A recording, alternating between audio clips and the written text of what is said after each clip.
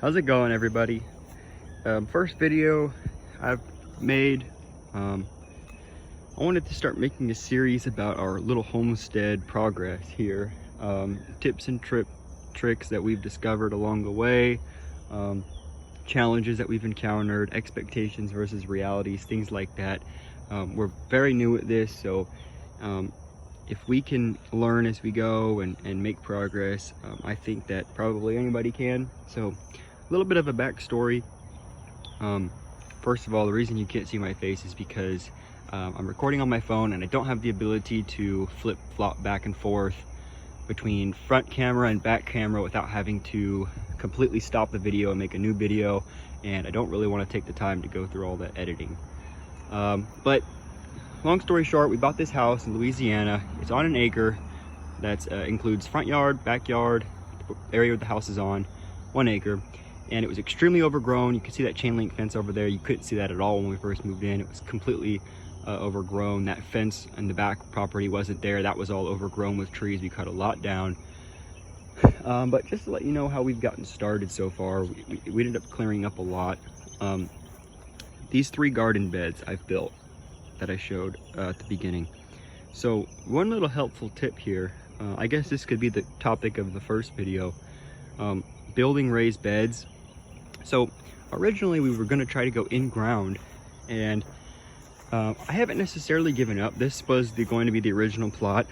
I did a few things wrong on my end, probably. Our soil here is very clay-like, very dense, very soppy and wet. Not a lot of breathe room or oxygen, aeration. It's anybody who's down in southeast Louisiana probably knows exactly what I'm talking about. That loose, rich black soil does not exist. It's just gray, brown, tan, solid clay. And I did a few things wrong. I probably could have gotten a better result. It was my first time planting.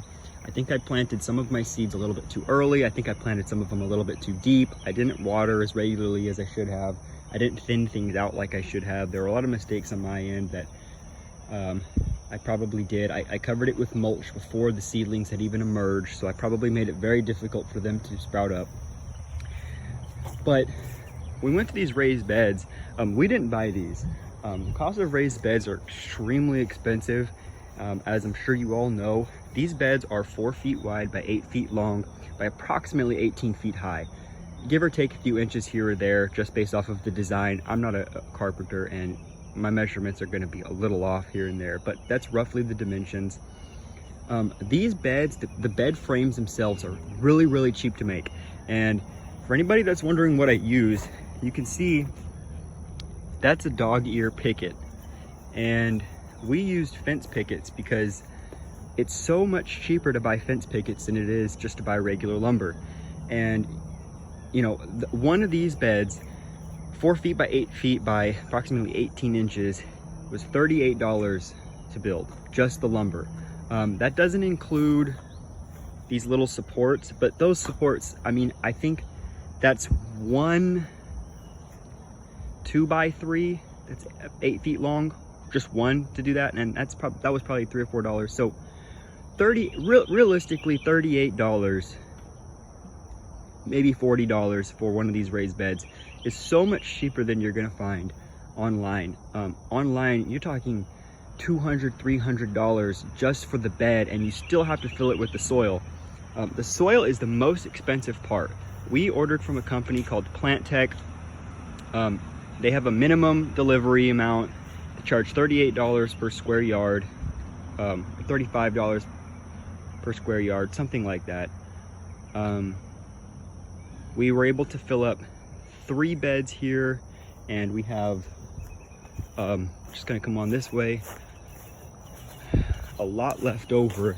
The quote was a little bit higher than we needed. And that's because when they quote you, they assume that you're gonna fill the soil all the way to the very top. And as you can see, we didn't do that. You wanna leave a little bit of a gap because, especially for seedlings, to help brace them from the wind.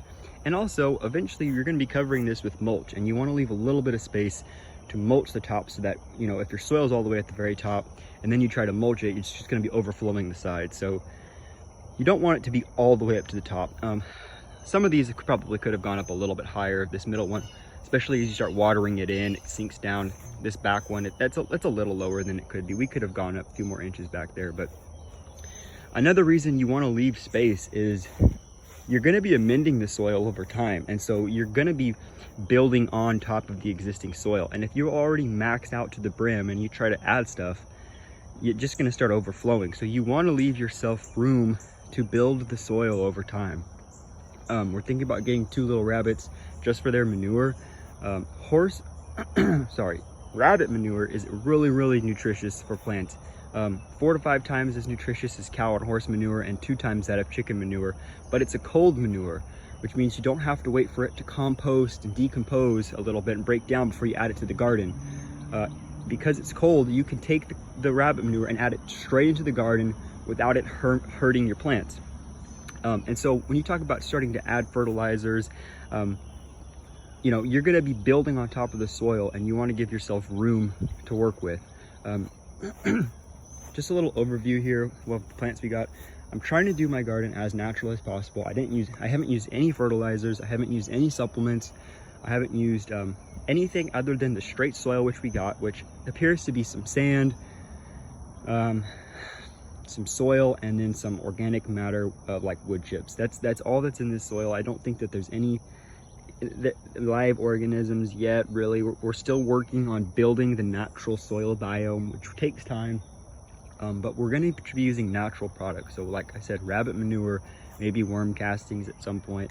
But I don't want to use anything in here that's going to be artificially enriching the soil, because over time your soil actually will degrade, and it will require more and more to get it back to that level. Whereas if you build it up naturally, you just start creating a really rich soil environment. It's a little bit longer to get established, but it's way better in the long run. So to give you a little idea of what we've got going on here, we've got 2 tomato plants, heirloom varieties. I'm trying to just do heirloom. I don't want to do any hybrids. I don't want to do any genetically modified, heat tolerant, you know, pest tolerant, this or that. You know, nature, when you start doing those things, they have unintended consequences, you know, where you start, in my opinion, you start making plants resistant to certain things, and I just have a feeling that on the back end that's not gonna work. Kind of similar to a lot of the overprescription of a lot of antibiotics. You actually start creating resistant strains. I think that the same thing can happen with plants. You can start creating insects or other things that you don't originally think about, that are actually even stronger than the original, and you just have to keep making hybrids and keep, you know, genetically modifying plants. And I'm not interested. I want to do straight heirloom, as natural as possible. But we have a Black Prince tomato plant here, and we have a Cherokee Purple tomato plant, and you can see both of these are starting to flower. This one also actually has a little tomato growing already. And then this is something called a lemon cucumber plant, and I don't see any flowering yet. We'll see how it goes. This is my first time really growing anything. Regular cucumbers, I think market more cucumbers. Like I said, I'm doing my best to find heirlooms. I don't know if everything I have at this moment is heirloom. Like I said, I'm extremely new to this. I'm still learning. I mean, I barely even knew what heirloom was until very recently. But I also seed planted some tomato plants, and they are sprouting. That's my dog barking. In this bed, I planted bell peppers and watermelon. Watermelon sprouted. Bell peppers haven't sprouted yet. I may have to reseed them. I may have planted them a little bit too deep. And in this bed, we have a pepper plant, Anaheim peppers. And that side is, I believe, a sweet gypsy sweet pepper, which, like I said, I don't think that's an heirloom. I think that's a hybrid of some sort, but I'm doing my best to figure it out. You know, I am somewhat limited on what the stores sell, and a lot of stores sell hybrid stuff because people like to buy hybrid varieties. They tend to grow better, more production, etc., etc. I just think long term it's not a great solution. Another thing that we are building over here, and feel free to ask any questions about how we've done any of this. It's the whole point of this channel. I know a lot of times homestead pages and gardening pages and things like that, it seems so unattainable because they're so aesthetic sometimes, and you lose that struggle. It's like there's this idea that, you know, everything is always picture perfect, that, you know, everything's always flourishing, nothing ever dies, you know. It's just, but the reality is that, like, you know, homesteading, getting started can be expensive, and there's a huge learning curve, and sometimes it seems like people don't really want to tell you that there's a learning curve. I don't know if it, because it makes them feel like maybe they're better off, I don't know. Building herb beds, same thing as before. Dog ear pickets, so cheap. 1 8-foot picket made these 2 by 2 by 6 inch beds, one of them. So we're talking to build this, I think like $3.50, $3.50, $3.50, $3.50. It's so cheap to do that compared to just buying a bed that size off of Amazon or off of some gardening website. You're gonna pay so much more money. I mean, something like that could easily cost you $30, $40 just for one of those, and we're talking about spending $3 to $4 when you do it yourself. Another thing that we've done, this was actually something that we did before the garden beds, little chickens. So we raise these little chickens as babies, 2 to 3, maybe 4 days old, and kept them inside. And I can do separate individual videos about any of these topics. Separate videos about, if you just want to hear about the garden beds, if you just want to hear about the soil, if you just want to hear about the chickens, anything about them, I can make videos. So we got 8 of them, all different kinds, all different breeds. We wanted a variety. I can give you a quick overview. Sorry, my dog is barking. So that black and white one, California red. Trout, stop it. No. Stop. I'm sorry, guys. Let me take my dog in real fast. This is Trout. He is a German short-haired pointer, and he's very friendly, but he likes to be involved, and when he can't be involved, he gets upset. So he also likes to hang out inside. I'm just gonna let him go inside. Okay, sorry about that. Okay, back to the chickens. I'm gonna let you know what kind we have, and I'll let you know a little bit about their coop and how I've designed it and things I'm gonna add to it. And again, if you have any questions about the chickens themselves, how we care for them, what we feed them, how I design the coop, you know, just ask. I can make separate videos and all this stuff. So we have a Easter egger chicken, we have a Rhode Island red, and I will tell you, oh, we have one more. We have a blue Australarp. We have 2 silkies, a gray and a white one. We have a salmon fivarolas, which we originally thought was a hen, but I am pretty certain it's a rooster. To be honest with you though, it is the most scaredy cat chicken of all the chickens we have. It has literally tried to hide underneath the chicken butts of the other chickens. So I don't think that rooster is going to be a problem.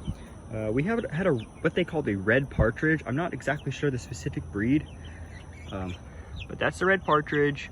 Blue Australarp, very pretty bird. Rhode Island red, the most friendly bird we have. I don't know if that's a breed thing or if maybe that one was just more personable, but that's the salmon fivaroles, which I believe is the real rooster male. California gray, that's the Easter egger. Very pretty bird, very fluffy, reminds me of a chipmunk. Even as a baby chick, it looked like a chipmunk. There's a gray silky back there, and there's that white silky. This coop is a, so it's, you could call it a hoop coop.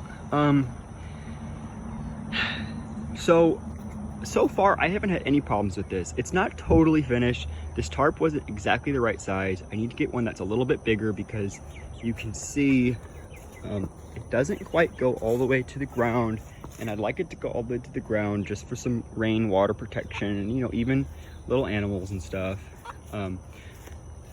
I can go over a complete separate video about how this was made, but basically it's just a 2x4 base.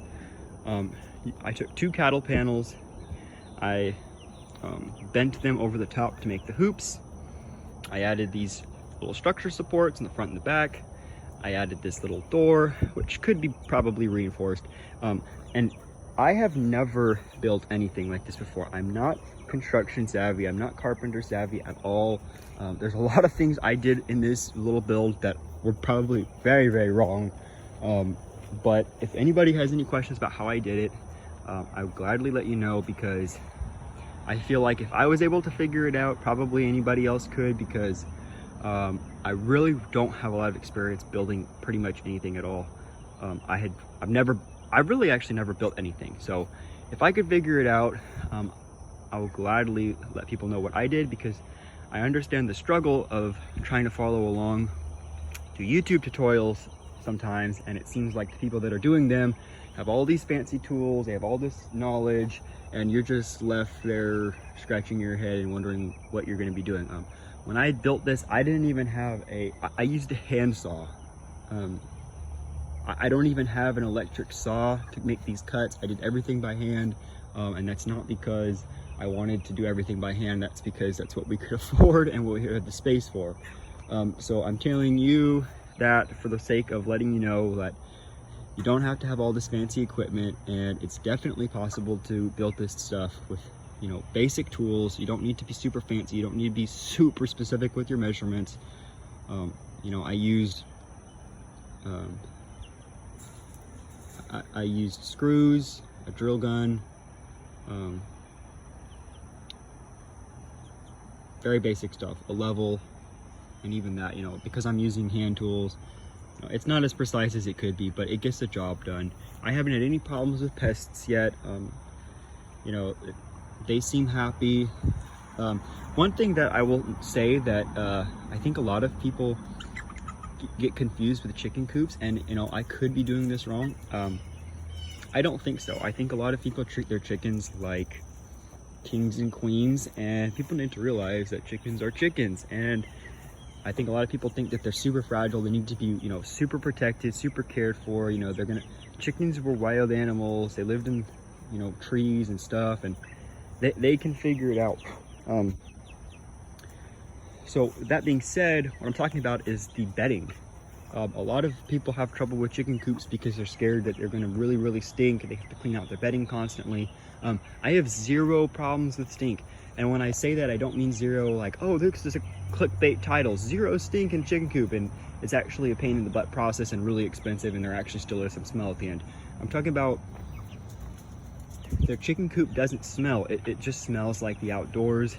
And they've been living in here for a good little bit now. And one thing that I didn't do that a lot of people do is I didn't add bedding. This was all grass weed area when I moved them in, and it's since died off because they poop on it, and, you know, their poop is hot manure, so it's high nitrogen. Basically, you know, it kills things out, and they scratch stuff and they peck at it and they eat it. But I haven't had any problems with, you know, critters coming up through the bottom, snakes slithering in, and, you know, there's a potential that I could stand corrected, and at some point something might happen. And, you know, I am still going to keep reinforcing this and making little things here and there. But we live in Southeast Louisiana, and I haven't had any problems with snakes. I haven't had any problems with raccoons. You know, it's been fine, and I haven't even used any bedding. I used bedding when they were chicks. I haven't used any bedding out here, and I give them this big waterer. I give them this big feeder. It lasts them about a week. There's 8 chickens, lasts them about a week. Whenever I'm home or I get home from work, I just leave this door open. They can explore this whole side area here. And sometimes they get into that big side, but they don't ever wander far. And, you know, normally they go along this fence line, they hide under the leaves, but they peck stuff, they eat stuff. And whenever they get scared, they just go right back into the coop. They know that the coop is their safe place. They know that the coop is their home, And so they venture out and they know to go back. I just leave the door open all day. When it starts to get dark out, they go into their coop naturally. I added these roosting bars. At first they didn't use them, but now as they've been getting older, they like to be off the ground. They were just sleeping on the ground, you know, and now they sleep up there, and 2 of them sleep over there in the corner. And in that corner, because I know that chickens like dust baths, I used a little bit of the soil that we got for our garden beds. I just shoveled a little bit in there in a pile in the corner, and I just let them fluff it out. I'll probably add some more, but you know, that's their coop, and it's very simple design. I probably will reinforce it just a little bit more for predators, but you know, I think a lot of times people go really overboard with what these animals need. And you know, there's all these different kinds of litter methods and bedding methods to help keep stink down. And look, like, you know, I just have a natural flooring with lots of airflow. I don't have any cedar chips or, you know, sand, you know, where I have to clean it out like a cat litter box.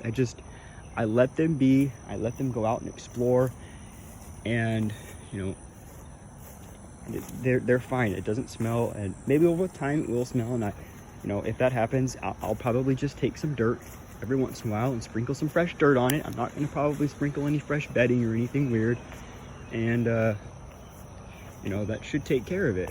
But so this is what we've got so far. This is our little homestead. Eventually I'm going to add little nesting boxes in that chicken coop. A lot of this is overgrown. I'm going to be mowing the lawn soon. I really do like natural wildlife. I have an app on my phone that, you know, I can take pictures of things and it tells me what it is. A lot of medicinal stuff. This is an elderberry tree growing. I'll probably keep that. I actually have a lot of those. But the reasons I want to trim it and keep it down is because as it gets overgrown, you start getting a lot more nuisance pests that I just don't want. There is a balance between, you know, living with nature versus having nature take you over. And I still have to function. I still need my chickens to be safe. I still need my vegetable garden and my fruit garden to be safe. So there's a balance, and a lot of, you know, things like to hide, you know, but we do have a lot of wildlife out here. I'm not trying to eradicate everything. You know, we keep wolf spiders. I've seen salamanders and lizards, and those don't bother me, and I'm keeping those. They're not going to hurt. They eat pests. It's a balance. We found 2 turtles out here. I saw a garter snake in this ivy the other day, but things like that ivy, you know, I'm probably going to keep it maintained because I know that things will definitely like to hide in there, and I got to keep myself safe, my wife safe, my animals safe, and you know, all that kind of stuff. So a lot of this stuff, I'm going to try to mow it down and keep it short and trimmed, and I'm not going to proactively combat wildlife, but I am going to limit the amount of growing nature because it can take over very quickly, and I have things that I need to take care of, and there's just an aesthetic thing through it too. When everything starts getting overwhelming, it starts to look really messy and sloppy. But so this is my homestead so far. We're not producing a whole lot. Like I said, we just started. We moved into this home in November, and it's now May, so it hasn't been too long, but I think we've done a lot. We've come a long ways. Garden beds are doing fine. We'll probably add a few more. I'll probably add a 4x4 one and plant a little tree in it. I don't know. I really want fruit trees. I really actually prefer fruit gardens over vegetable gardens, especially because a lot of fruits and berries are perennials and they come back. But this was a fig tree I planted, and again, it was my first time planting a tree. I probably did something wrong. If I were to redo it and take more time and be more careful, it'd probably be okay. But with our soil, it's just really hard to plant anything directly into the ground. And so I might just do another raised bed for garden soil. But yeah, that's it. And so hopefully soon, you know, I'm gonna make separate videos about planting the trees and planting the vegetables, and as I learn about how to prune and plant and spacing and, you know, all that kind of stuff, I'll make videos on it. If anybody has any other requests, how to build things, how to take care of things, you know, put it in the comments and I can do my best to make videos about it. I have kind of a crazy schedule. There's a lot to do. This keeps me very busy, but I do enjoy it, and the world we live in now, you really, really, really want to start taking proactive steps to not rely on supply chains. You know, healthy food for your kids, organic food, and the less you rely on the system, the less you have to comply to the system. So start to separate yourself now while you still can, because there's a learning curve and it takes time. But yeah, that's it. Until next time.